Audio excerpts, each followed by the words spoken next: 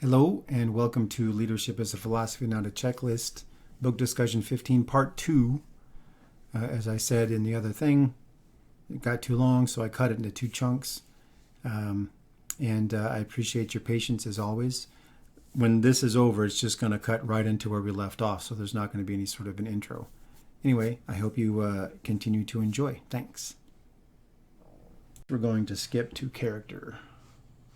So let me get to that. Let me pause again, I'm sorry. All right, so I hope not to rattle on about this, but you guys know if you've been watching all the videos that I've been wrestling with, we always say character is important to leadership. I say, well, what type? Because you can have a bad character. You can have a good character. What characteristics are we looking for? Well, this is chapter 11, and we just kind of go through here. It talks about leadership, but then in the physical sense, here you go. Character is an organization of personality traits with reference to social environment. It lays the foundation stones for permanent social leadership. So in the physical sense, a criminal may have strong character, and because he's become a gang leader, his tremendous drive gathers followers to his train, but may lead them all in antisocial behavior. So you can have character and be bad. In a social sense, a character is the integration of personality traits with reference to social values. A person may have a good or bad character. He who has bad character attacks social values, and he who has good character builds social values. Good character makes social leadership possible. It lays the foundation stones for conservative social leadership. A combination of strong and good character is ideal for leadership. So I'm going to try not to go too crazy with this one, but remember we talked about it. If you've got the leadership talent and bad character, then you end up with immediately all of the bad leaders in the world come to mind. Now, bad leaders are not managers that happen to be in charge of people, but I mean people like, the mustached one and the one from Italy and some of these other names that we all know about that had the talent to get people organized, but they had absolutely abhorrent character and so did terrible things with that power. And so that line right there, a combination of strong and good character, is ideal for leadership, right? And then so what characteristics are we looking for? That's the sticker to me. Energy and intelligence may be organized to either good or bad social ends and thereby tend towards either good or bad leadership. Energy is essential. There must be a drive, push, courage. Skip ahead. A person without energy verges on blah, blah, blah. Intelligence, yada, yada. But then it says down here, which I found interesting, is character discussion fell into disrepute years ago because it became a series of preachments, homilies of conduct, or oughts, shoulds, and musts. Character study never really got underway. And so I think it's interesting because obviously this is from the 1930s, so I don't know some of this stuff. Maybe there'll be some books I can find because this is so old. A bunch of the references are free as well. But I absolutely believe, because here it is again, the same stuff: talent plus character plus mentorship equals good leadership. Anyway, we're going to skip ahead, so let me pause. I'm trying not to go over 30 minutes, but we're... Okay, so chapter 15, extraversion or introversion and extraversion. Now this is interesting because it talks about Carl Jung and some personality types and all that sort of thing. But where I think it goes a little wrong is it says that, the extroverted leader, the extrovert gets people around him and ends up being in charge and sometimes can get too pompous and puffed up. Here you go. The extroverted person develops superiority feelings, and by his nature is protected against inferiority reflexes. Therefore, he's not embarrassed in the presence of peers. Blah blah. Well, this is true of extroverts, but I think you've heard me say it before. I don't think that extroversion is key to leadership.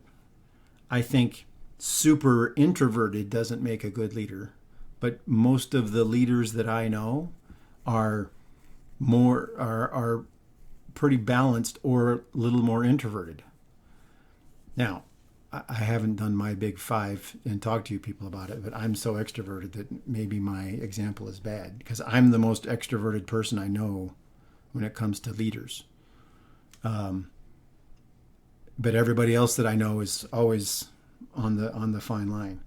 But it talks too about the fact that an extrovert is going out and trying to solve the problems, the introvert's doing the thinking. I think you need both, because there's times when you have to go, we talked about it in another section, you have to be able to take a break and go reflect. And you have to do it. You know, introverted or extroverted, it's a key part of vigilance, reflection, right? So let me try to find the little introverted thing. I don't want to scroll too fast. Yeah, introverted leadership is mostly indirect. It sets patterns, stimulates creative activity, challenges, blah, blah, blah. So this one is the person sitting in the corner, you know, putting out a couple policies or whatever. I don't know that I agree with this. I think it's an interesting that they come up with introvert and extrovert as archetypes. But I honestly think that you can still be an effective leader and be mildly introverted. I think maybe the leaders that are a little more introverted might be better, because they're more happy to have the plan, give everybody the plan, and let them go solve it. I may want to be around checking on stuff all the time. Not micromanaging, just, you know, be in the middle of stuff. All right. We've only got a couple sections left. This is going to be long. I apologize. Okay. So, this chapter is called Disability and Recalcitration. So what disability really stands for is being beaten or being defeated. And then what happens next? So the example is the guy that was going to go to the North Pole. While he was getting everything together, somebody else got there. So he ended up being the guy that discovered or went to the South Pole. Very cool. But what I thought was interesting is I like this section a little bit better than defeat. So it says the inability to accept the conventional often turns into recalcitration.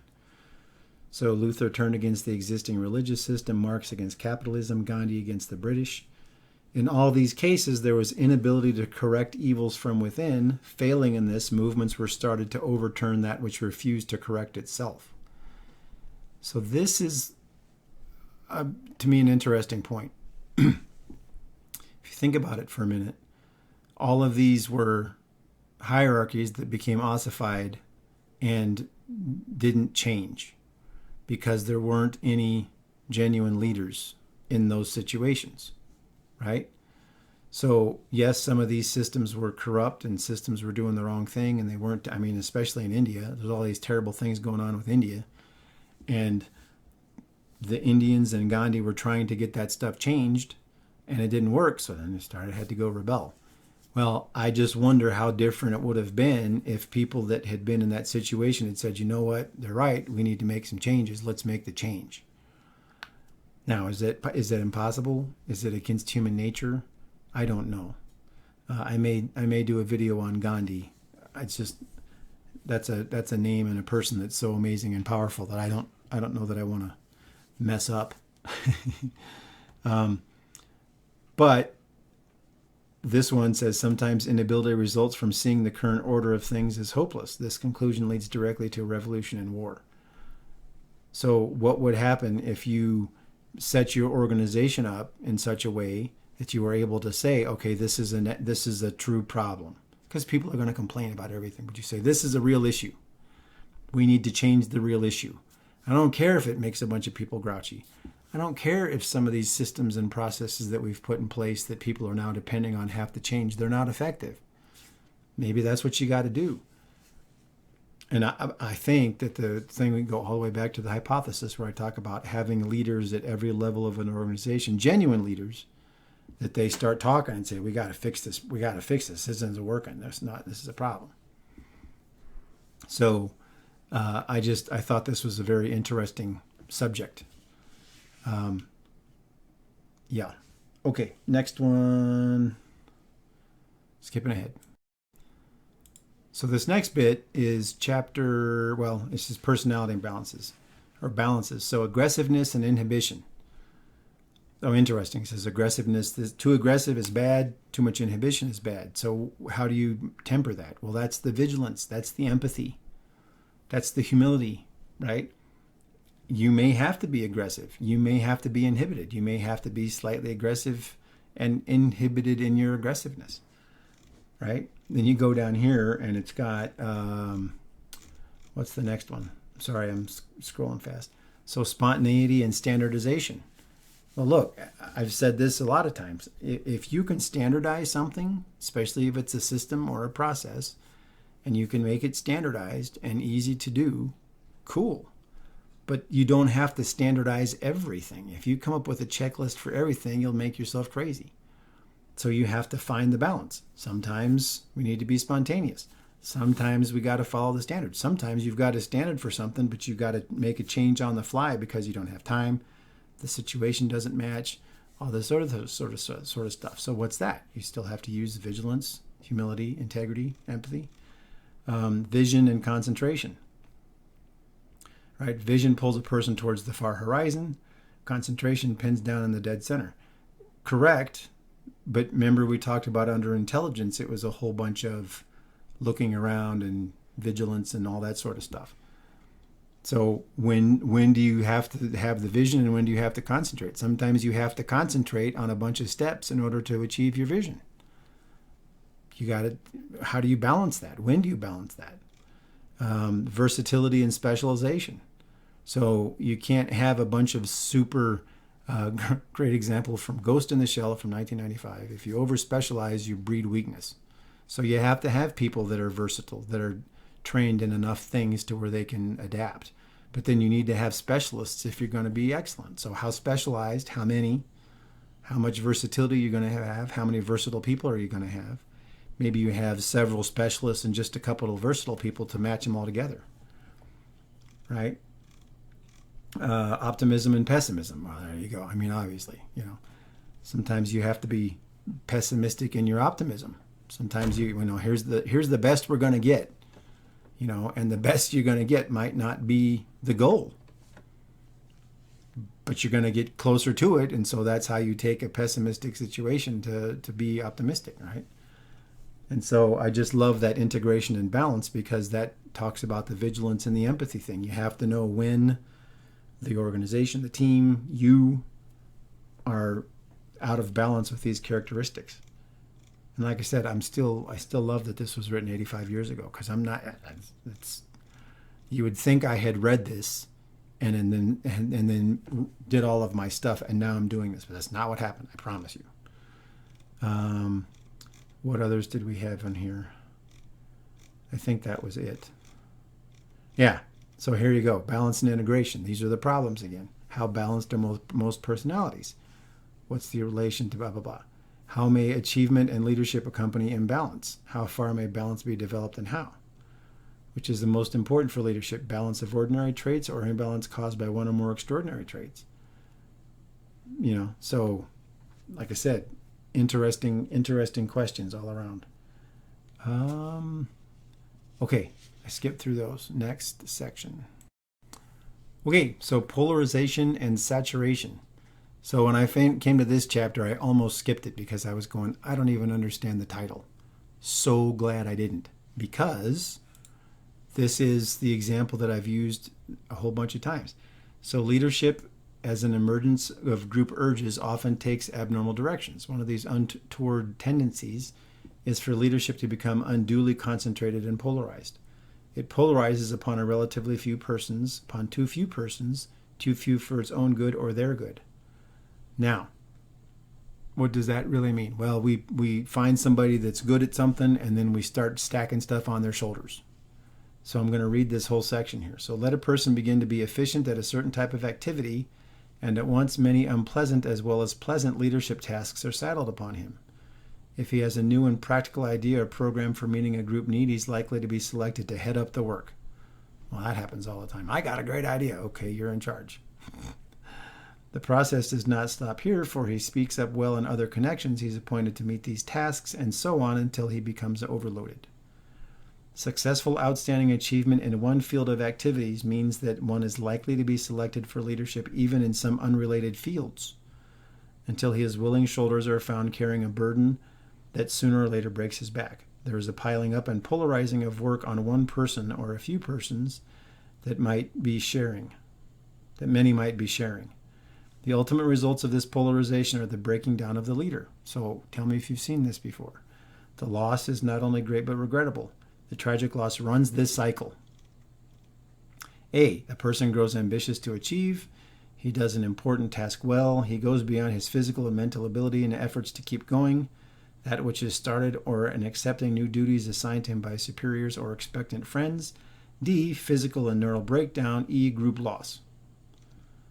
So I've got a business case that I'm going to do on that, but we've seen it all before. So let's just say this. So somebody's a super technician. Let's just use an electrician. Unbelievable at doing certain circuits or doing, unbelievable. So everybody respects them for their electrical technical expertise. Then they take that person and say, well, now you're going to be in charge of a team. Well, that person's still trying to be the expert at the technical expertise. And now they're trying to do something with team, but we never said whether or not they were good with people or if they're good at managing, people's work schedules and pay and dealing with all the stuff you have to deal with personnel. So then the person's trying to do something that they have no skill at and the thing they have a skill at. And so then they start to fall apart, and then the person either quits or gets fired because they're not meeting their team leader job, and then they're gone. So now you've lost the technical expertise, so that's the group loss.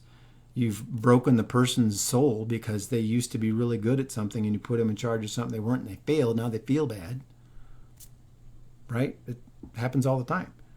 And so the polarization to me is somebody who's found, you've heard, ride a horse and put them away, or ride a horse until it dies. I can't remember the phrase, but you take a person that's really good at something and go through that whole process.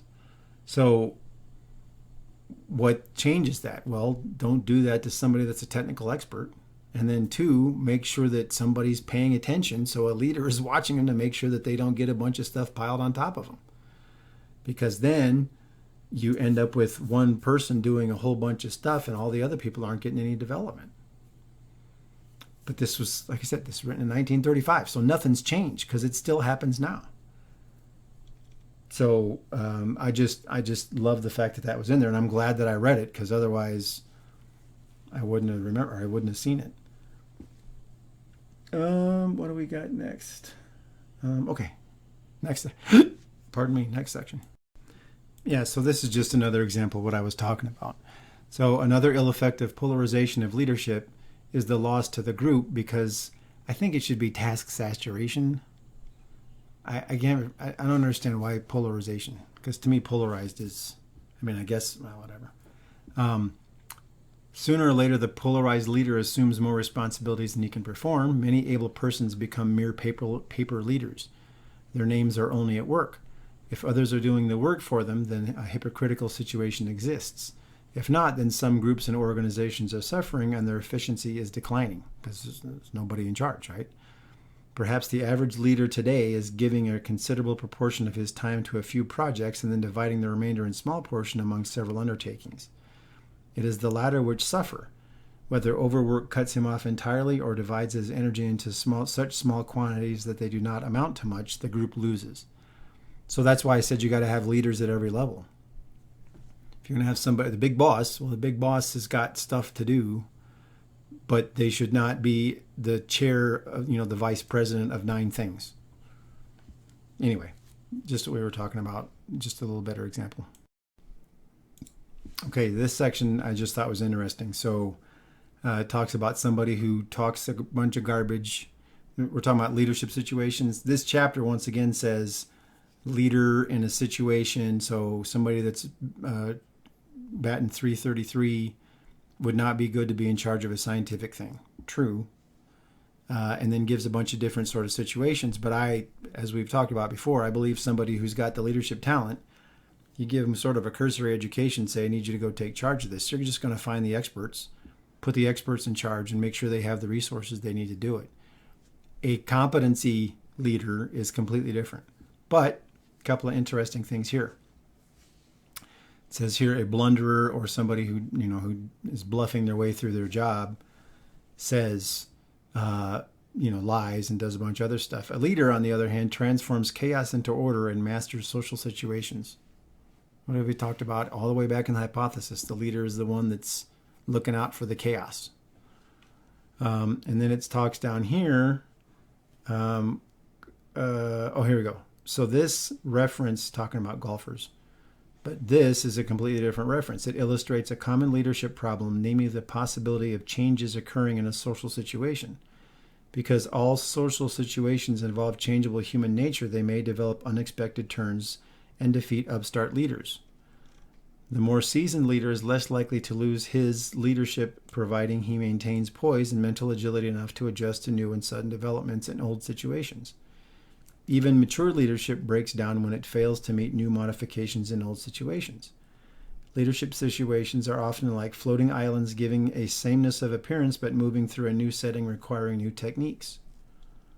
The situational nature of leadership explains why a leader sometimes seems to contradict himself and act like a hypocrite even though he loathes hypocrisy.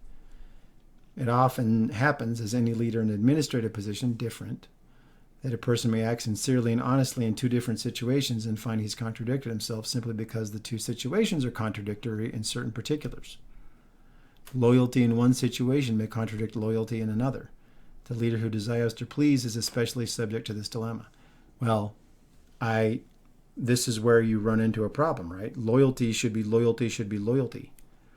An example of that to me is somebody makes a mistake and it's an honest mistake and I've got their back. So I say, look, I'm going to protect you. I'm going to take care of you. Not a problem. Now, somebody comes along that you're loyal to and completely goofs up intentionally, your loyalty should be to tell them that they have screwed up and you're going to have to hold them accountable because you have integrity. You see the difference?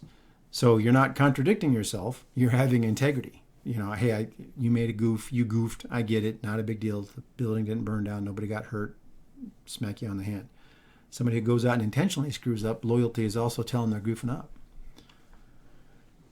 So I just thought that situation and process was interesting. But still, throughout this book, he intersperses competence, hierarchy, leadership, and people leadership, and sort of intersperses them. Let's see, two more things. Okay, so odd. We've seen several times in this book, he talks about, leadership is intelligence and character and energy. That's leadership. Leadership here is a process whereby one person influences large numbers of persons in important social situations. It was the other time he said leadership was intelligence used to solve a group of problems. So this guy's wrestling with the true definition of leadership too. And once again, I think, as talked about in the definition chapter, if you don't have a good definition, then you end up applying it in a bunch of different ways. Now, what I do find interesting is that in no case here is leadership applied to somebody who's a manager, except for that administrative section that we saw. And so it leads me to believe that the definition of leadership was a little less messy back then. And I have this hypothesis, and this is going to sound crazy, and nobody may even hear it, but I almost wonder if the word leadership got migrated over to management because leaders are important and management didn't feel important, so they started changing the title. They started assuming leadership, so we say, oh, that person's a leader. They're not, because it sounds cool. So you got a competence hierarchy leader and then a people leader. And then somehow we've taken those and moved that over into management, which is why it's a mess. It's a hypothesis. I don't know. Now I have to find proof of that. I should stop giving myself stuff to do. All right, last little section. All right, so this is the last bit, and nobody may see it because I'm cutting this video in half because it's too long. It's just a complicated book because it's got so many leadership ideas that I want to talk about all of them.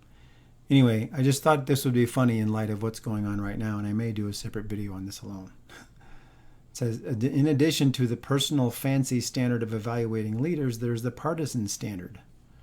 Rumors are started against a candidate for office. Special interests boosts or pull down reputations. Campaigns are conducted to inflate a certain person's reputation and to deflate the reputation of others. The voters meet these various expressions of propaganda with standards built up out of their own partisan interests. If a candidate supports our party, our cause, our personal interests, and is a fairly decent personal reputation, we vote for him. This is the party standard of evaluation. It is meritorious in that it makes for partisan solidarity. It is weak in that inferior men and women get themselves chosen as party standard bearers. It is disappointing because unworthy leaders may become winning figureheads for sinister interests. So what's changed exactly? Nothing. Anyway, let me check one last section on here, but I think we're going to conclude in just a second. Yeah, I'll just close with this. So this is the last chapter before it gets into some other stuff. But the questions for the end of this chapter. What is achievement? What's the relation of leadership to greatness? Why is achievement alone not sufficient to guarantee leadership? Is there anything besides achievement and recognition necessary for leadership? These are all great questions, right? Does the fact that social values fluctuate mean that nature of leadership changes from time to time? I don't think so. What may a leader do whose ideas are too far advanced? Since recognition adds to one's power, should a person who is devoting himself to a good cause seek recognition in order to increase his effectiveness? Should a college seek to add it to its faculty men whose prestige is above their worth or whose worth is above their prestige? And then it goes on to ask some more questions. Does anyone gain or lose recognition by pushing others to the top? How can different standards for leadership hinder its appreciation? So a bunch of great questions. Anyway, there's a lot in this book, and I'm really happy that I found it. Obviously, like I said, this went too long, so it's going to be two-part video. If you can find it, like I said, just search for it in PDF form. I found it, downloaded it, and read it. It has some interesting points, but a whole bunch of it is right on track. And so what I find the most fascinating about it is after going through and reading this thing, this was supposedly directed to be read by the people that started the Army leadership stuff. And it started off kind of okay, but it's missing a whole bunch of these things. So anyway, I really recommend it, as I said, if you're going to go through and talk about it, is answer all these questions at the end of each one of the chapters, especially in today's situation. Alrighty. For those of you that have stuck through both parts, appreciate your time, and I hope you have a great day.